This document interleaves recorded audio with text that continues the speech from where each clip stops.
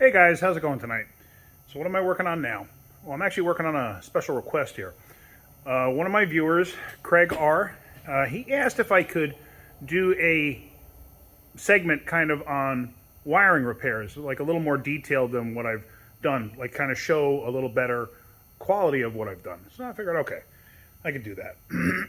So what I got here is some of my stuff that I use when I repair wires. Let me show you. So here we have my heat shrink.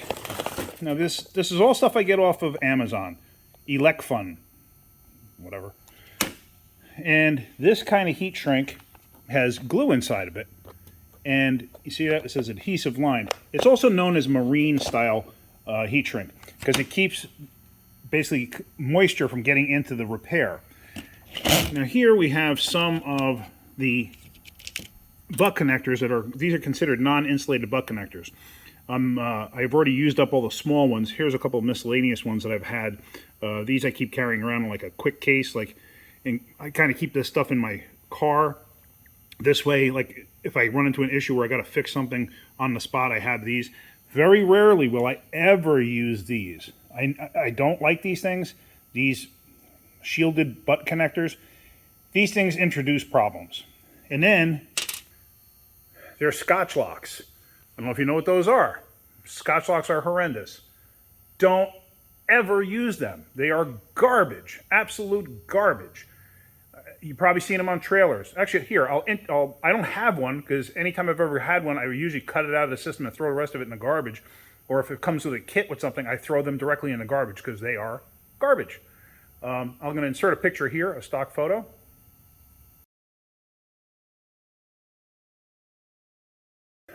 So there, that was a scotch lock. Don't ever use them. That metal tab that you see, what happens is it slices down over the wire, cuts through the insulation, and cuts into the wire to make a contact to the other side. It's like a bridge that goes like this. So you have one wire going through one side, and then the other wire that you're connecting is on this side. So when you push that piece up through, it cuts the main wire, and it cuts the wire that you're splicing into that wire to make a connection through that bridge. Junk. Absolute junk. Don't ever use them. Just stereo people use it. Good quality stereo people won't use it. But I've seen it a lot on trailers and stuff like that because they're quick and easy and you don't really need much of a brain to do it. You just need a pair of pliers. That's it. And you can make wiring repairs. Absolutely the most temporary stuff on earth. Don't use it. Don't recommend it. All right. So let me get into showing you what I do here. Now let me start off with wire strippers. A lot of you have seen these. Stick your wire in there, pull the triggers, and it strips the wire. Okay, I'm not a fan of these things. They're great for larger diameter wire like this, but when you get into smaller diameter wire, like fine wire, I have found in the past that unless you have these things adjusted exactly right, it can actually rip. Can I focus on that? Maybe? Yes, no? I don't know. Let's see. It can actually rip a couple of the strands out of there in the process of doing that. I prefer using these. Now, yeah, you can also rip strands if you're not careful, but I prefer them. That's what I always use. These are always my go-to. Now, as far as wire crimpers go, you can find these on Amazon also, something similar. I know you guys have all seen the ones that come as a combination stripper crimper that has this mixed with this, and it's got like a funky end with like a big like snaggle tooth hanging off of it. And anyway, those things are, yeah, they're great if you're doing stuff at home on every once in a while or just very rarely, whatever. But these tools, they're not super expensive. Yes, this is a Blue Point, I believe. Both of them are. Yeah, they're both Blue Points. You know, it's what I have because this is my job. I do this professionally. But now, let me just show you here real quick. If you're going to connect two wires together, let's say I want to connect these two, okay? I'm going to find a non-insulated butt connector that fits the wire. Let me see if I can focus. Now here, kind of hard for me to see because I am blind, number one. See how nicely that fits the wire? Except, actually, I overhung it, didn't I? Hold on. See how nicely that fits the wire? So now, what I'm going to do is I'm going to take my crimper, and I'm going to use that toothed one right there. I'm going to set this in, and usually what I like to do is, see that little dimple in that connector? I like to either go on one side or the other of that and do my crimp. So, there's my crimp. I never solder. The factory does not use solder. I never solder. There's no reason to. Solder is not used anywhere on a car. And I've mentioned it before, the only place it's really used is in circuit boards or whatever. Circuit boards, relays, stuff like that. It's not used in the actual wiring. I challenge you to find any place on a car where the factory has soldered the connections. They don't. The only thing you'll ever see is when you have a group of wires coming together for like ground or some kind of a splice or whatever, they actually will put them all together and like crush weld them together. They'll crush it and shock it with electricity to like superheat it quick, and it basically melts them together, welding them together. Kind of like when they weld panels together for like the body shop where they crimp them and it's got that spot welder. Same thing, if you know what I'm talking about. So anyway, let me show you this. Let me go back into my little holder here. So now, what you want to do, find the right heat shrink too. Obviously, for this size wire, let me just show you on this thing. On this size wire, I'm going to use something like this. I don't want to go ahead and use something like this. It's not going to shrink enough to make it work right. So on something like this, I usually will cut these in half, almost every time. It's just like flaring a brake line. Make sure you put this on, kind of like putting the flare fitting or the fitting nut on a brake line. Make sure you do it first. Put this on before you connect it and, finish your crimp. So there, that's connected. And then, like I said, I am pretty particular about how I do these. And I will try to put the crimp on the same side where I put the original crimp. You don't have to. I just like to do that to make sure that I don't know, it's just me personally. So then, again, crush it down. And now you have a really nice repair. So the next thing is, you're going to put heat shrink on there. So now, put your heat shrink right over it, center it. Oh, the other reason I don't like using this tool here, if you look, you can actually see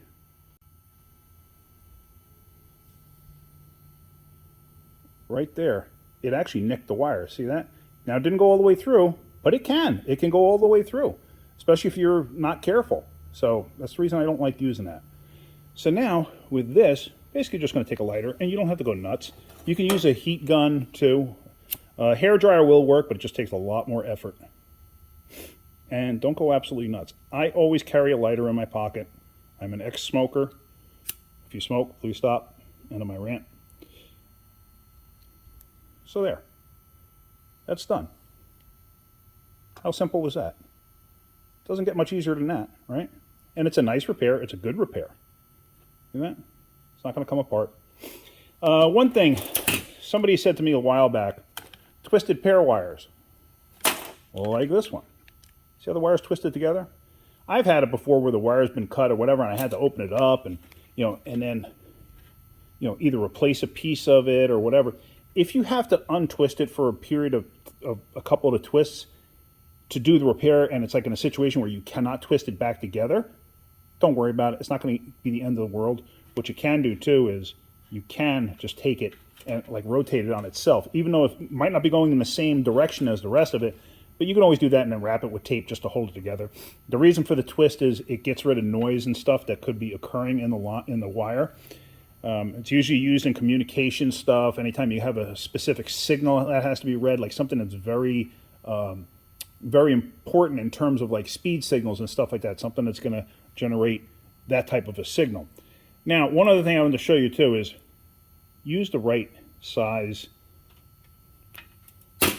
crimp like I'm not going to go and do this.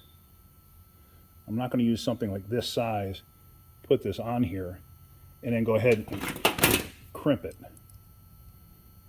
Just do this. Now, yeah, you could do it. It's going to work. But honestly, it just looks sloppy. I mean, it's just, it doesn't look right. And then you're going to have to put heat shrink over it. Now you're going to have to put a big piece of heat shrink over top of this and hope it shrinks down enough onto the wire and creates a seal. So if you can all avoid it, avoid it. Now, oh, the one last thing I wanted to show you is these type of butt connectors with the heat shrink already built into them, or basically built onto them. These are the ones you crimp in place and then you heat them up. I don't like these. I almost never use them. And let me show you why. Doesn't happen all the time, so hopefully I can actually show you. So there are the wires in. You're supposed to use this end of the jaw. Most of the times people do. Sometimes I see people use this. This will cut the insulation. This thing will absolutely cut the insulation. So you're supposed to use this inside piece here, like this. So now, here I heat shrunk, or I crimped it in place. Now the problem is, and it doesn't happen all the time, but I'm going to just, we'll see if it actually does. Now you're going to heat it up. And it does take a lot of heat to get these, because this is a very thick material. This one might not do it here, but that's okay. But anytime I've ever seen these and I have had to do a repair, right here where the crimp end was, a lot of times, and this one didn't do it, but that's okay, but a lot of times when I've done this, out of the way, and I've done this, you'll see that end open up. You'll see like an actual cut occur in there. Let me see if I can do it with the other end so you can get an actual visual of what I'm talking about.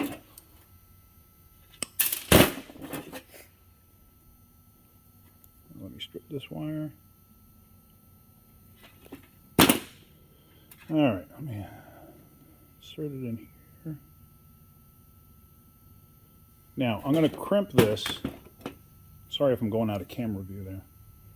I'm going to crimp this with this end. So like I said, I see this more often than you think. And there again, especially on trailers. And, you know, somebody will do that. Now, as you can see, it compromised that pretty good. So now you heat this up. Oops, sorry. Like I said, I do all my filming myself. I do all the editing myself. Everything I do by myself. So there we go. It's heated up. And if you look, see that? It actually broke through. That is extremely common. I find this more often than you can imagine. So it's just something to think about. You know, it's not difficult to do. It's actually pretty simple to do.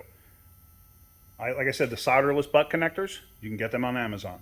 The heat shrink with the glue, like I said, marine heat shrink, get it on Amazon. These tools, you can get them on Amazon. Like I said, the automatic wire stripper, that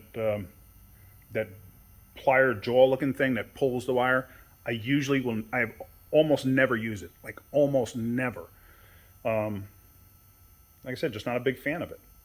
But anyway, so that's kind of it. This is what I do. You know, you may do something different. Other people may say that, oh, that's not the right way to do it or whatever. This is what I do. I've been doing it for, 40 years now. And as far as I know, I've never had an issue where something's come back because of a problem.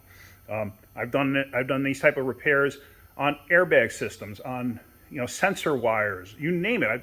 I've done it on everything. And these are cars that I've seen over and over and over and over and over again. My own cars that I've had to 300, 400,000 miles. Never an issue. So just something to think about. But yeah, hopefully you got something out of that. If you did, hit that like button. If you could, please subscribe. All right, guys, have a great day. Keep wrenching.